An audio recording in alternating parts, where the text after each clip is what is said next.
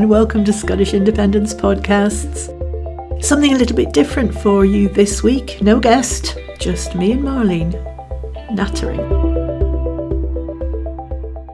This will be interesting, won't it? Because we decided that we wanted to do a podcast that was kind of centred on, not just about, but centred on Nicola Sturgeon's book, which came out, well, it's a couple of weeks back now, isn't it? And you know, she's created a big space in terms of UK media, maybe wider than UK, and she's been doing book launches. You and I went to one in Glasgow, and she's also been, you know, here, there, and everywhere promoting her book, which is completely normal.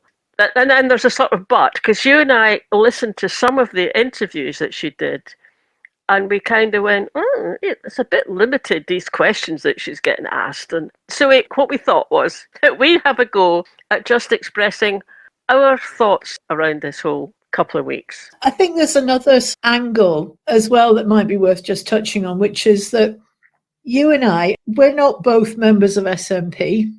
We're not badge-wearing, I love Nicola despite everything fans. We're just ordinary women who are interested in politics and support independence. That's where we're coming from. The Glasgow event, we decided to go to the event because we thought, how interesting. You know, here's somebody who's been a huge figure in Scottish politics, a woman who has been successful against all the odds in a male-dominated profession that has had probably the most, you know, eventful period in the last 300 years of Scottish history while she was First Minister. That in itself should make for an interesting discussion. And we thought, we'll have a night out, we'll go to Glasgow, hear the event, which we did. We'd really enjoyed it. It was a really interesting discussion. The good questions were asked. There was a journalist who was interviewing her, it was on the stage. And we put up a little 2-minute TikTok video just giving our immediate response coming out. I think what we weren't at all expecting was the response that our little TikTok, it almost immediately it's had over 7,000 views, and it's had a whole host of comments, which fell into kind of 3 categories. It's very good that it got 7,000 views on the algorithm, on TikTok, on the algorithm. Yes, thank you, TikTok. Anyway, shall we play it? So let's just play it. Yeah. So we've just come out of the evening with Nicola talking about her book. It was good.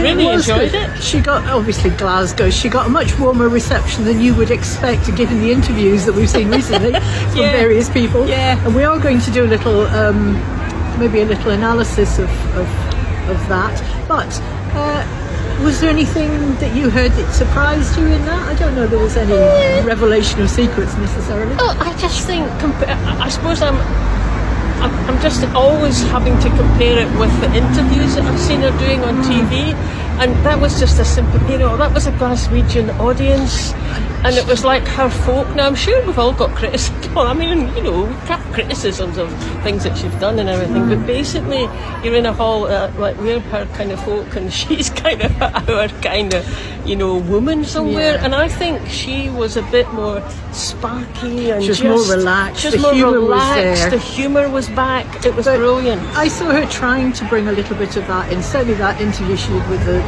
very, very frosty ITV interview. I don't know her name, but she was just giving nothing back. I mean, that was a horrible interview. I know it was. But, you know, to actually relax and let that humour flow, and you get a better result at the end of it. So why they do that kind of, you know... Oh, well, it's because it was ITV, and then it was BBC Breakfast Show and everything. Just the hostility is a barrier to getting anything. Well, there's some sympathy, which is probably genuine enough, but then they have to go back into the rigmarole of, oh, you know, you kept winning all the elections, but look, you were rubbish at running Scotland. And I think, well, what do you think we all went carrying on voting for the same person because they were rubbish at running Scotland? Anyway, look, there we are. We're going to do a podcast about it. You can see the Union building behind us. That's where it was. Okay, bye. So there you go. 2 ladies have come out of an event that we've enjoyed, and we've shared that. We do a podcast every week. Yeah, I could count on one hand the number of personal comments we've received over the 3 years. Our viewers are lovely people. We don't mind people disagreeing in the comments as long as they do it politely. We dispatch very quickly anybody who's offensive, rude, misogynist, that kind of thing. Yeah, we get rid of them. But we get compliments. We get compliments. Do get a lot of compliments. And as you say, we get people saying, oh, I don't think I agree with that, which is great. I really quite enjoy that because, you can do a bit of engaging with that. Yeah. We've got 70 comments out of that 7,000 views from that TikTok thing. And they fell into kind of 3 groups. One was people who, like us, had either been there or been another one and just enjoyed it. And those were the sort of heartwarming ones. And I'll just read out. Shall I read out a couple of examples? We've got, I was there and had a great time, said one. Fab to hear this. I hope she's buoyed up by that. Look forward to every podcast. That's obviously someone who's heard us before. This is what I needed to hear. I would have loved to see this live. And well said, ladies. I watched from a library live link and thoroughly enjoyed it. And somebody else, glad she was more herself. Thank you for this really good report. Well done for sharing your happiness at being at a humorous and interesting event. We're all fed up by the minority and independence bias of the TV channels. Just don't watch them anymore. So that's the kind of, people like us. Yeah. And then there was the people who, I never understand why people will spend their own time watching something they're not interested in and then take the time to leave a comment saying how much they weren't interested. But I think because it was Nicola, there was a whole host of really, comments from people who are people. They might be bots for all I know, but they're triggered by her very name into leaving a comment on something that wasn't actually about her. It was about our night out. And so we've got things like, cannot stand her. Camper van, where's the money gone? Camper van, lies, what she did to that man. Did you ask her about the missing money? Lies and fabrication, it will end up in the bargain bin shortly. Well, that prediction didn't work as it was now number 1 in the bestseller charts. She's done nothing for Scotland. People saying how much they don't like Nicola. What's that got to do with us enjoying an event about her book? I don't know. But then there's a couple of other ones which actually were targeting us, which is, as I say, very unusual. We don't normally get insults. And there was a couple that we thought were hilarious. Somebody compared us to Hinge and Bracket, which when we went digging to see what they look like. Actually, we do look like Hinge and Bracket. I do. Yes, we do. I think we do kind of get into that Hinge and Bracket age. Actually, I was quite. I thought that was quite good. And I mean, actually, like I said to you, I wonder if this person who's trying to insult us, presumably, actually, I think it was because Hinge and Bracket are female impersonators. I think it was a sly dig at the whole gender, reform stuff. But actually, I'm going, well, they were really top-notch musicians. I don't mind being compared to Hinge and Bracket. I mean, the other one was the 2 Ronnies, which I thought was hilarious. Which again, I just think wonderful. They're kind of like top-notch comedians. Maybe, I suppose they might have been saying you're just a couple of comedians, but on the other hand, they did compare us to very good comedians. Yes, a fantastic legendary double act, which I think describes us very well. Legendary double act. I'll have that. I'll take that any day. Or even they see 2 people wearing glasses and think, oh, I mean, lots of people wear glasses, especially at our age. I mean, why is this a surprise? And then there was some sort of, again, stupid one. Why would you waste your time? Somebody calling us sheep, for going for a night out. Yeah. Somebody saying, you're very delusional, ladies. Really? Because we went on a night out? Astonishing glimpse into the minds of keyboard warriors, presumably, who've got nothing better to do, who weren't out doing something interesting with their friends, having a night out. They were sitting at a keyboard trying to criticize people who were out doing something. So, I think to everybody who thought they were upsetting us in some way, we don't give a toss what you think of us. way past the point when I'm going to be insulted by any of that.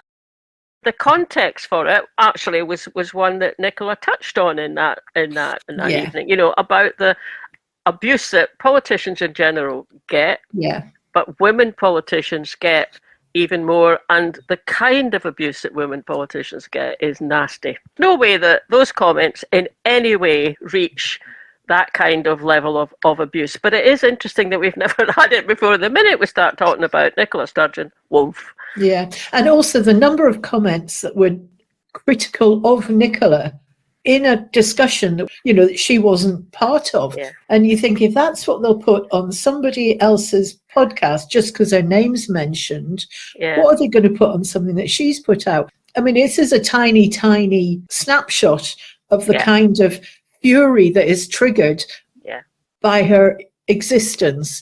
She couldn't have been in the job she's been in and taken much notice of any of this. If she's got any sense, she won't ever have read any of the comments under something. Let them waste their time composing bile and just don't read it. But even somebody in her situation is capable of being hurt by comments. Yeah. And politicians in general prone to this, Marmite. You either love it or hate it. Nicola's definitely got to the Marmite stage of her political career. The same is true of other politics. It's certainly true of Alex Salmond. Yes. He moved into that kind of phase. People either, really for him or absolutely against them. And, actually, it's all very well, but like neither of those two is really realistic. No, both Alec and Nicola have made mistakes, and anyone kind of makes a mistake. I mean, what would be good would be able to kind of have someone come on and say, well, okay, guys, I can see that you enjoyed the evening. What do you think about what she did? And just have a proper discussion about it. Social media. We know that social media is not about that, really. I mean, I had listened to a couple of interviews that were on the TV. In fact, one was on BBC breakfast program, which I don't listen to, but my husband does, and he always says, oh, so and so, if he thinks something that's going to interest me, he'll say watch it from 7 o'clock on, because he records it.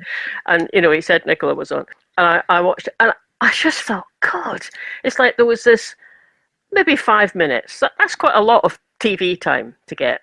She's very, very open in some of, in how she describes herself and what was going on for herself emotionally in the book.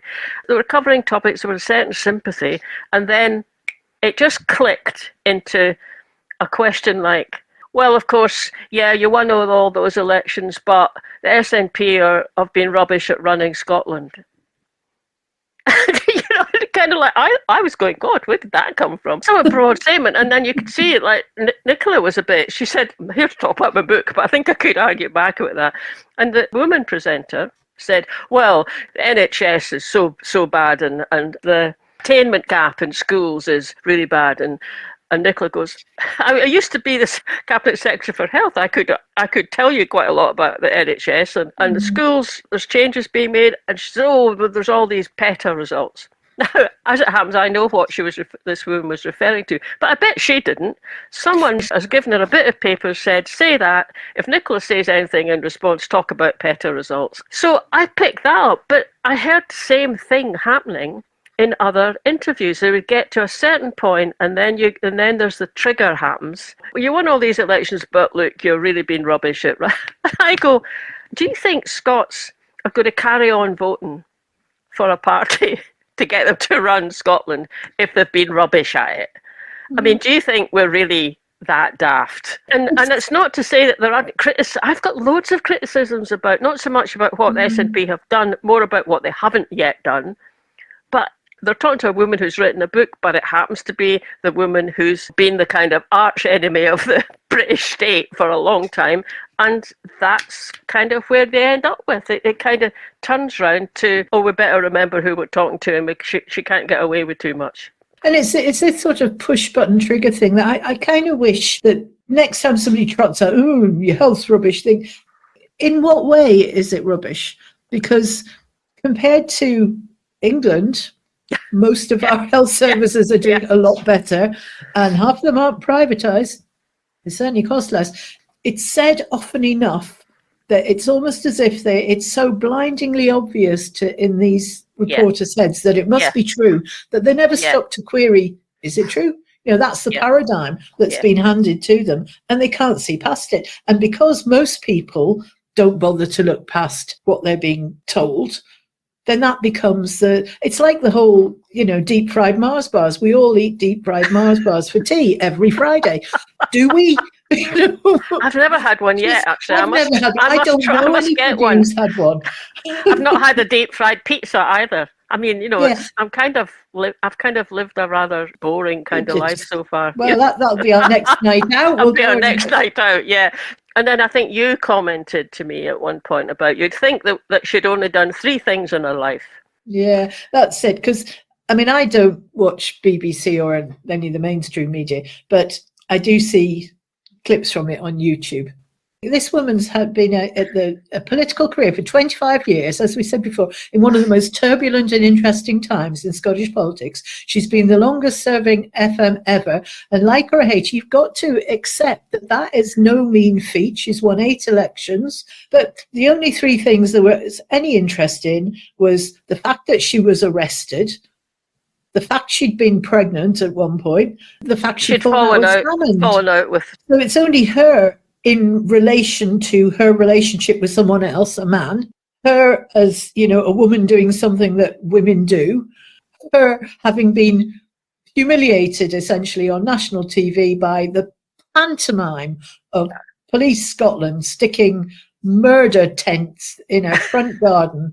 Yeah.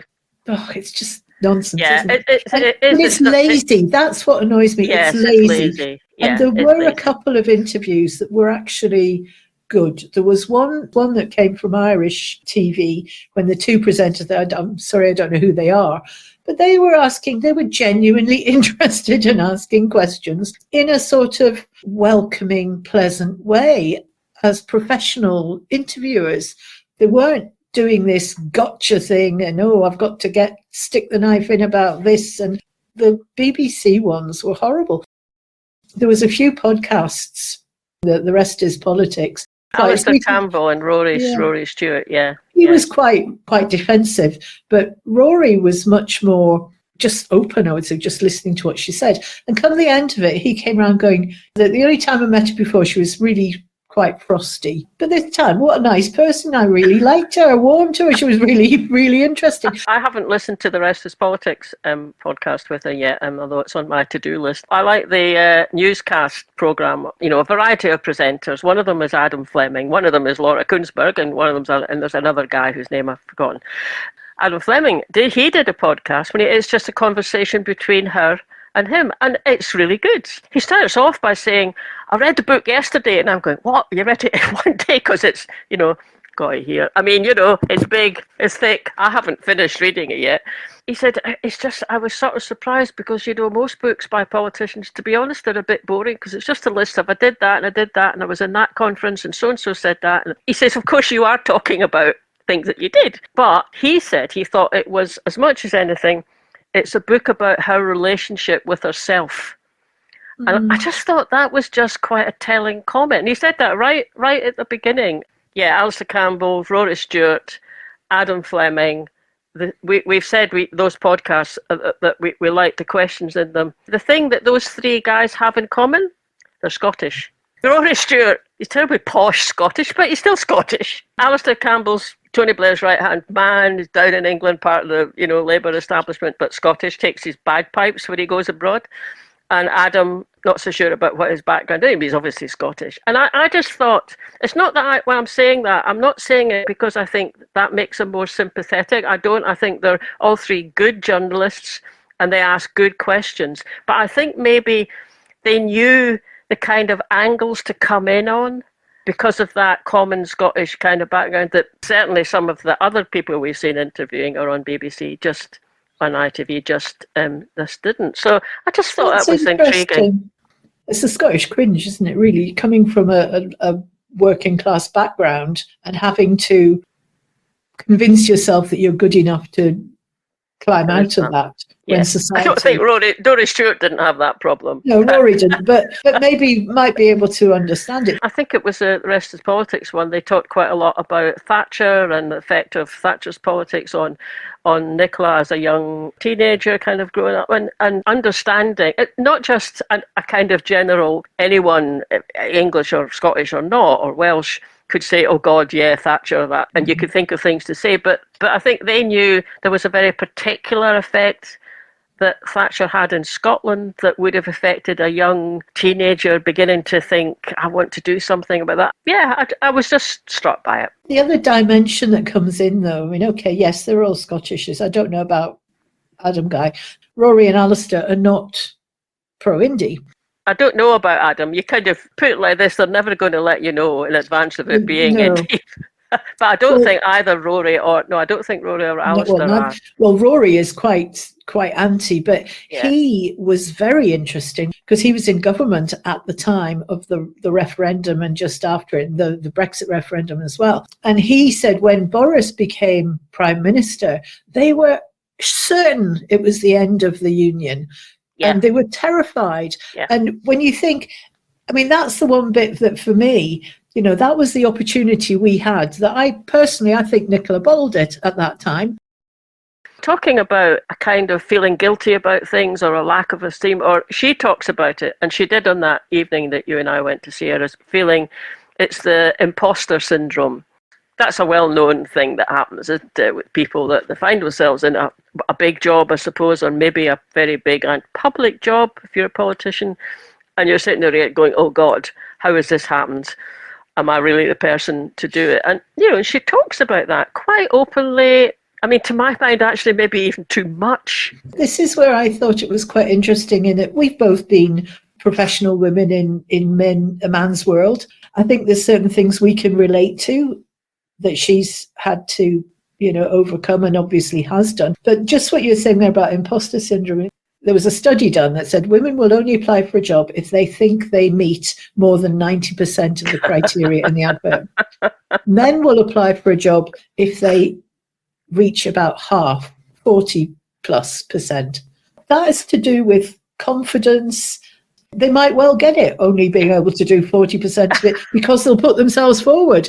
But the woman who might be able to do 80% of it, who would do a better job at doing it, won't put herself forward because she doesn't feel she's got enough right to apply for that job. Now, things like that, you could imagine that if that's just normal women's work experience in a lot of cases, imagine putting yourself forward to be First Minister of a country and feeling that angst. Yeah, I know.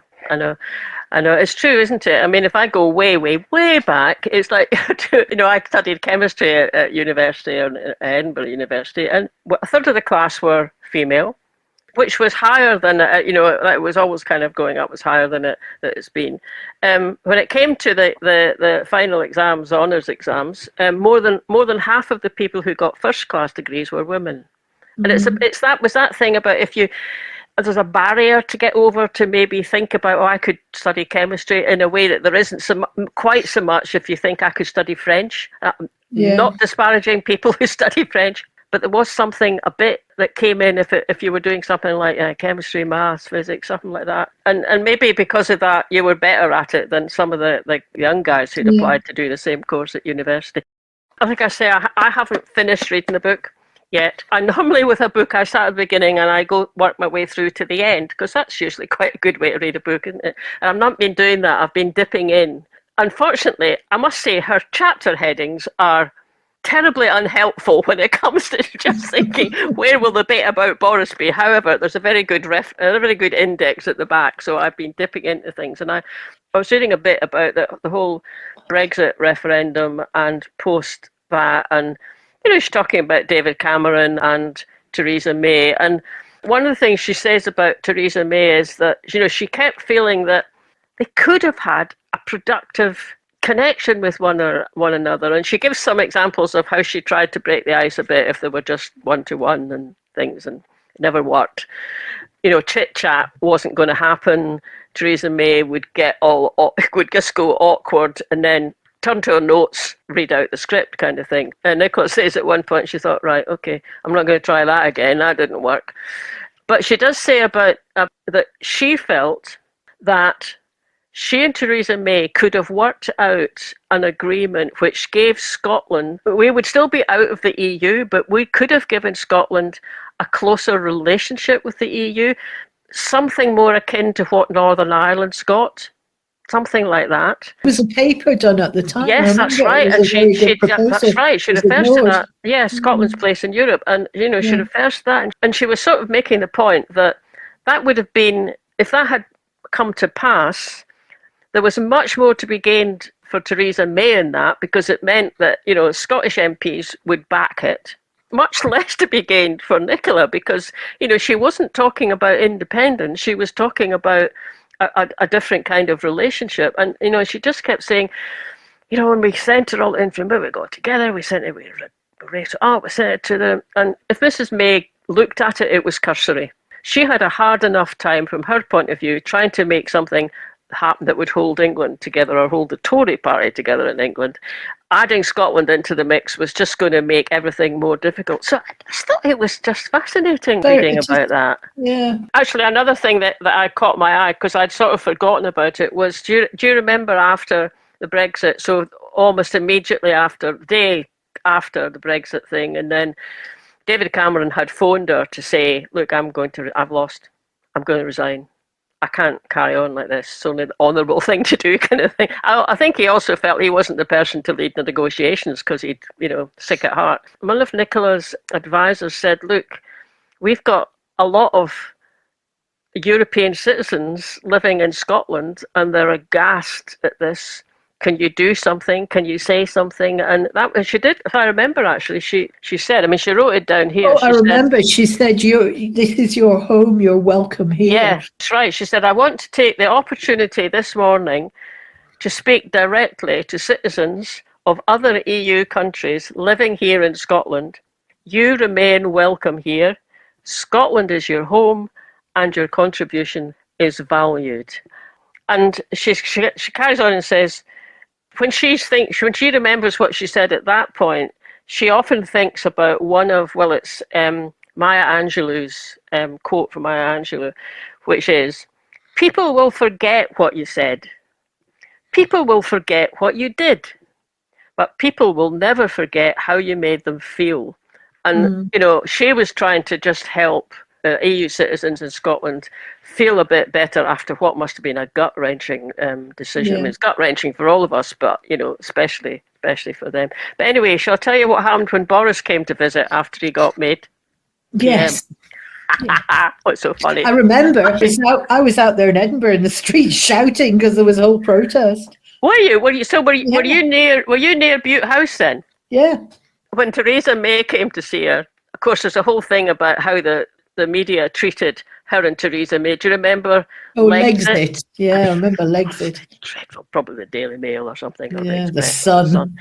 and at one point, when she and Theresa May, I think, had met up the first time, there was two saltire, and were in the sitting room at Bute House, and there was two Scottish flags, one behind Nicola and one behind Theresa May. And she said there was a load of flack came from English politicians saying that they'd been disrespectful not having the Union Jack there. She said, in fact, Theresa May's team had said they didn't want the Union Jack there. They vetoed putting up the Union flag because they hadn't wanted it and the saltire on an equal footing, side by side, giving the impression of two independent countries. So when Boris came up, Nicola says, oh God, I just told my team, just say we'll not have any flags. So this is the bit that I just had me in stitches. I think it was Alistair Jack who was with him, and she's kind of looking at Alistair Jack saying, who's Jack? And then Boris tried to kind of usher her into her own house, and she wasn't having that either. So they do the kind of photo shoot, and they're in the room, and they do some, photo shoot for the cameras. And she says what usually happens after that is that the two main, so her and him, would have had some private time together because, just to kind of have a chat, start to create a connection. Their team are not in the room, and then they'd move into the Scottish Cabinet room, and then there would be, both teams would be there. So she was expecting that would happen.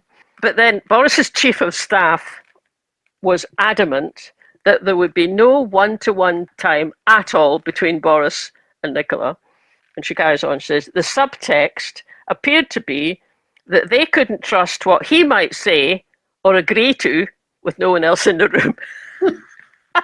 So she goes, that's preposterous. That was just preposterous. So she devised a plan with her team to make sure that they did get that private meeting. So it's basically, we hatched a plot to kidnap the Prime Minister. And what happened was they had their photo shoot. She distracted Boris somehow or other. She distracted his attention. Everyone else troops out of the room. She's distracted him. They're still in the room. One of her, private secretaries shuts the door behind them, and she had instructions from Nicola: stay outside, keep the door closed, and don't let anyone come in.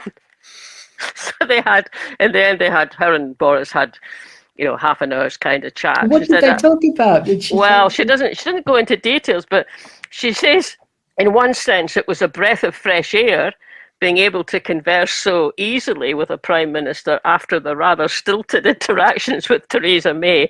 On the other hand, I was taken aback by how deeply unserious he seemed about everything. He was more interested in making clever wisecracks and winning debating points. It was dispiriting, but also, at a certain level, fascinating.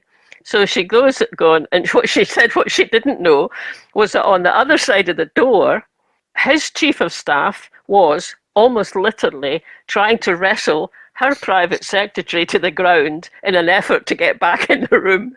Eventually, after valiantly seeing him off for almost half an hour, she agreed to interrupt us, and we moved through to the meeting proper. It's just, there's another whole funny bit about how his team said to him, look, we want you to go out the back door, because remember, he was getting booed. Well, sounds like you were there. Were you actually at the front waiting for him to come out? I was in. It was a big, long street. Yeah. But actually, the back door thing, there was a plaque made, one of those blue so-and-so slept here plaques. And it was, I can't remember what it said. It was something about Boris Johnson sneaked out the back way here or something. And it was, I can't remember now the sequence of events, but Backdoor Boris. Yeah, Backdoor Boris, that's right. I mean, she says in the book, someone came up and said to him, look, we think you should go out the back. And he said to her, oh, he apparently just wanted to go out the front. But his team was saying, no, don't do it. And she says, well, so you know, the back door, 2 basements down, you have to go down very narrow stairs. There's a long, thin corridor. You have to go past the kitchens and the loos. And then you go out to the back. And there's a rather dingy car park, and then another gate to go out. So I just said, yeah, it'll be fine, just go. So as you can guess, I mean, I am enjoying it, and I think it's really well written. Do you feel you're learning anything more about her than you knew before? Because that was when I came out of that event, as I say, I enjoyed it, but I didn't feel there was anything said that was in any way surprised me. There was no revelations. It was a chance to see somebody speak in a, say, relaxed and entertaining way. I didn't feel I knew any more about her. She did have good questions. It wasn't that the questions were very good, but maybe for you and I, there were questions that we knew the answers to. Whereas I think with the podcast that we mentioned, the Rest is Politics and then Newscast and maybe some of the other ones, there was things coming out that, actually, yeah, I didn't particularly know. And there's things in the book. There's certainly facts in there that I didn't know. I am still surprised at the extent to which she obviously had to battle against herself quite a lot. And that does surprise me a bit. Not completely, because I have heard her say before, I've certainly heard her say before, she's an introvert. So as an introvert, I sympathise with that. Not that I've ever done anything on the size of a public stage that Nicola's done, but I am okay on public stages. I don't mind. They're terribly nervous beforehand, but actually I can do it, even though I'm much more of an introvert than an extrovert. So, yeah, it's just quite interesting that. And then, you've lived through this period of like 25 years. She covers longer than that in the book, but the political side of it. And it's been part and parcel of my life. So you do see more of the details. I know things that happened, say the 2014 referendum, the debates and things. But she's giving you information about what went on just before that and who said what and who wanted to do what and who didn't. And I just find it really fascinating. And that perhaps brings us into the other category of responses to the book, which is the pro-indie commentariat. And it seemed to me as if they fell very much into 2 camps. The ones who knew, worked with, supported Salmond were very critical of things that she said that they were adamant were not true. Now, we have no way of knowing from the outside what's true and what isn't, but there was a few things certainly homed in on that pro-indie commentators were taking issue with. and were quite annoyed about as well. You know, there was a sort of anger there, and it sort of made me think of the whole SNP ALPA split, in a way that you've got the sort of people dividing themselves into different camps, and a sense of that crossfire amongst two people on the same side attacking each other rather than the actual enemy. And it was interesting watching that happening. And there was a couple of them were quite, again, rude comments. And there was one, I'll not name him, but because I can't remember his name, to be honest, he said something like, "Oh, I hope she just disappears back where she came from." Something very, very dismissive like that. And I thought, what a rude thing to say, apart from anything else. But what a strange thing to say. I think that kind of comment says more about whoever said it. Yes, it was very surprising to be said. It was actually on a podcast. And it was, I mean, maybe the person didn't mean to say it. Maybe they didn't mean to say it out. I don't know. But I was very surprised that somebody would say that, because it was just such a ridiculous thing to say. I mean, if that's genuinely how they feel, "Oh, I wish they'd just go away, drop off the face of the earth," that doesn't happen. You know, it's a silly thing to wish for. What I was a bit taken aback was a couple of instances where, you know, people are talking on their podcasts openly saying they haven't read the book and they've no intention of reading the book. I just think, what is that now? I know who at least two of those people are. One of them, I wasn't surprised. I just thought, that doesn't surprise me. The other one, I kind of was. And I just think, well, but what's that about? Because, you know, there she is. She spent 2 years writing this book, been a hellish 2 years for her. Whatever you think, whether you're a fan or not, you know, you wouldn't wish that, I don't think, on anyone. You know, a whole court case thing hanging over you, and loads of other things happening in your own kind of, you know, personal life, you know, marriage kind of coming to an end. A hellish 2 years. In the process, she's written this book, and now it's in print. And it has created a big open space, which, you know, she's using to promote the book. Fair enough, and it's what her publishers would expect. Do. That's what authors do. And she got, she got a very big advance on this book. So of course she'll be doing it. But it's also created this space amongst the commentariat as well. So, and fair enough, you know, that's great, it's fair enough. But for someone to take advantage of the fact that she's opened up this space and then sit and say, "I'm not going to read the book," I just go, "Oh, come on, please." That's kind of like childish. It was that level of childish. It wasn't a statement of fact as in, "I haven't read it." It was, "I refuse to read it," almost. And it was a weird kind of thing. Reminded me in a strange way of things my mother says, but she's so adamant she won't have a mobile phone, right? So every time that me or anyone in the family looks at our phone, you're looking at that phone again. It's that sort of thrown. There's that side of it. I just think that's just, you know, just not very professional. Really, just to do that. And then there's the other thing about if someone was either an ally or a close friend or a supporter of Alec, and you know, that's a bit more understandable then, that maybe we come at it from the point of view, I'm going to defend him, she'll be saying all sorts of stuff. Actually, I think she's pretty even-handed. I mean, I haven't read it all, but the bits I've read quite a lot about the run-up to getting the Edinburgh Agreement with David Cameron, and how they talked about it and the strategy and stuff. And you know, she sort of says, "I didn't think that was a good idea," or "He gave that speech, he really kind of nailed it, it was brilliant." Other times, you know, he does something and, you know, she'll sort of say, "Well, he went off piste, we didn't even know he was going to say that, we had to pick up the pieces later." And, you know, and yeah, she does say stuff like, "Alec's a gambler, and that was an example of where he was prepared to take a risk." Now, she's not a gambler. As far as I can see, she gives him quite a lot of credit for what he did, and she also says where she disagreed with him. There's a timing thing, though, which is, from her perspective, she's in the middle of writing a book and he dies. Yeah. So does she go on and say things? There's that whole, you know, don't speak ill of the dead kind of thing.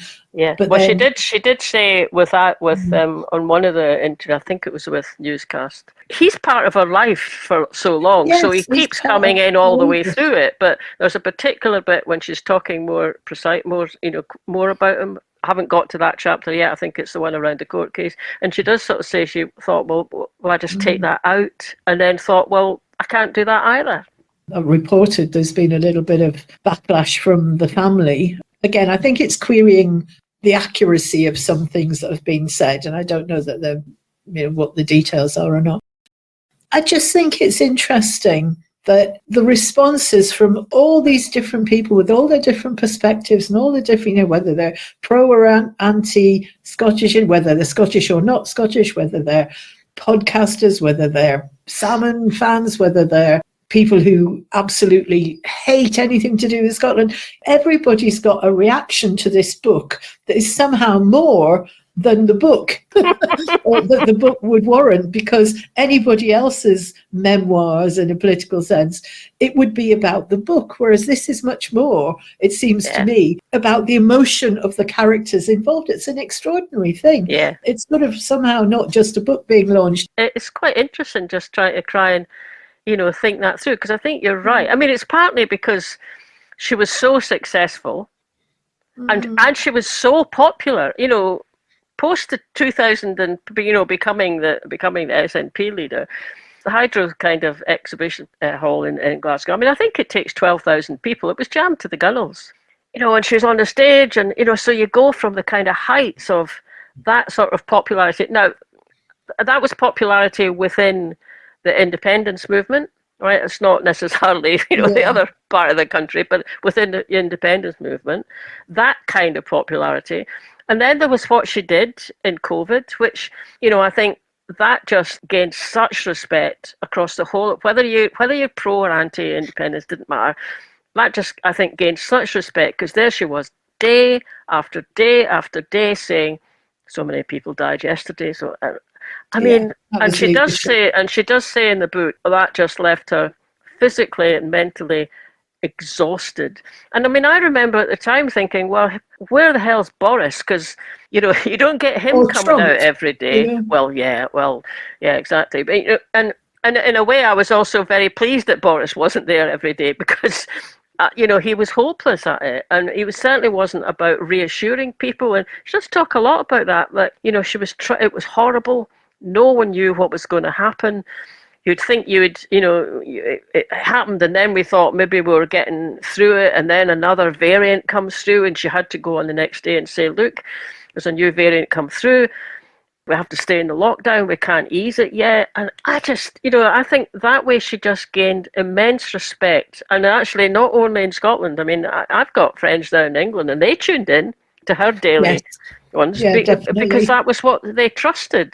Isn't it interesting as well how we 4 years beyond lockdown ending, and even now it's hard to remember just how scary it was at that time. So I guess when you've had that level of success, at some point you're going to fall off, you're going to fall down, and all political careers end in failure. That's the phrase.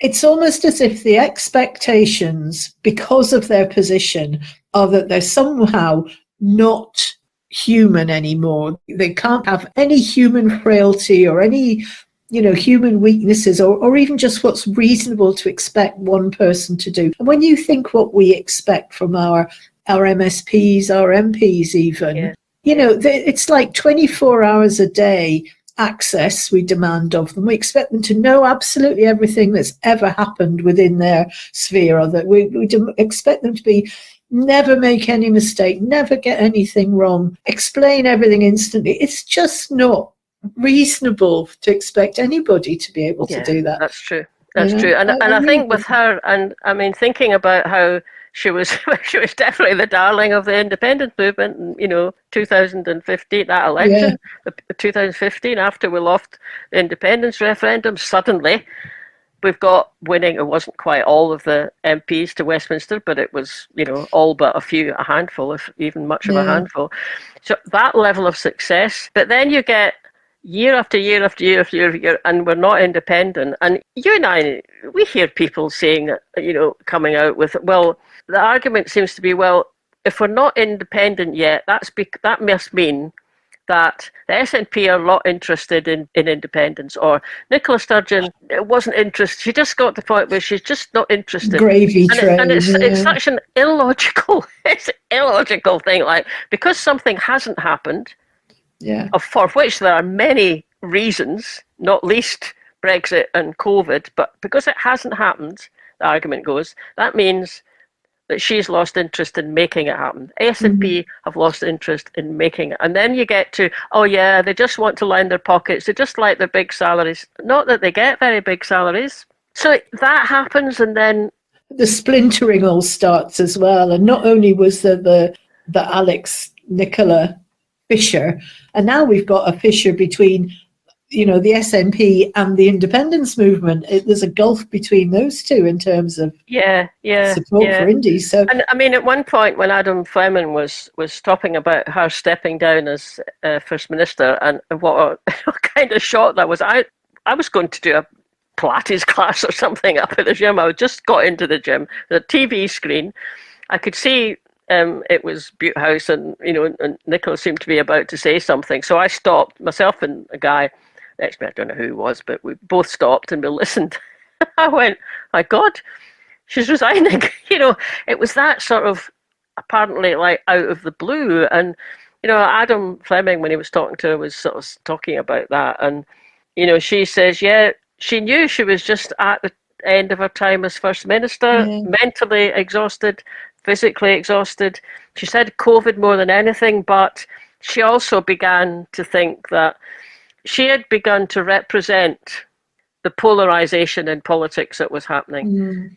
At that point, then, I need to take myself out of it. And she sort of said, look, the polarization over the gender reform bill, that didn't help, that added into it, but she would have gone anyway. That would have gone into it. She would have gone anyway. It was part of the polarization, but it wasn't what made her resign, because there was lots of other things that were there. And I thought that was just quite telling. And as you say, politicians, they kind of reach a sell-by date or an end of my political career date.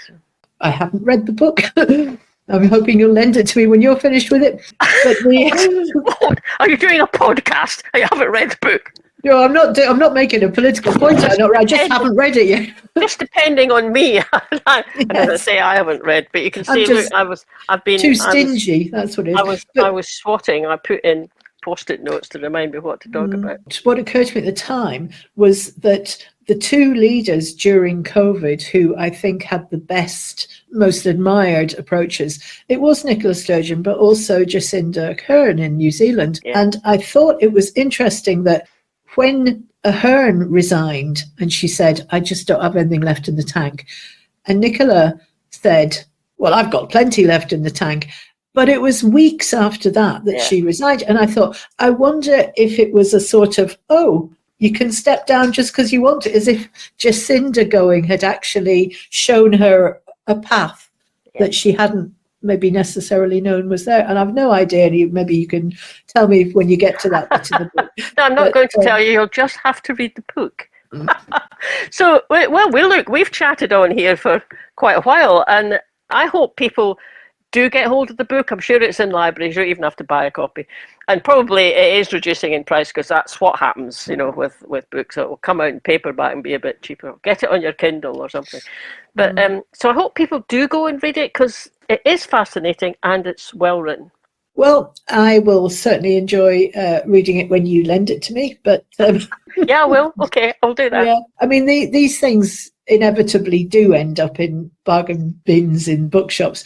My son works in a bookshop, and when Johnson's memoirs came out, for months after that came out, I would check them. Has anybody bought one yet? Has anybody? And none were bought in that entire few months, and it ended up it was almost get one free with a packet of crisps, and it was not a hot topic. It would be, what is it called, remaindered or something that they do with books? Yeah, which is ironic, isn't it, for a Brexit book? It is actually, isn't it? What's happened to a book has been remaindered. Yeah.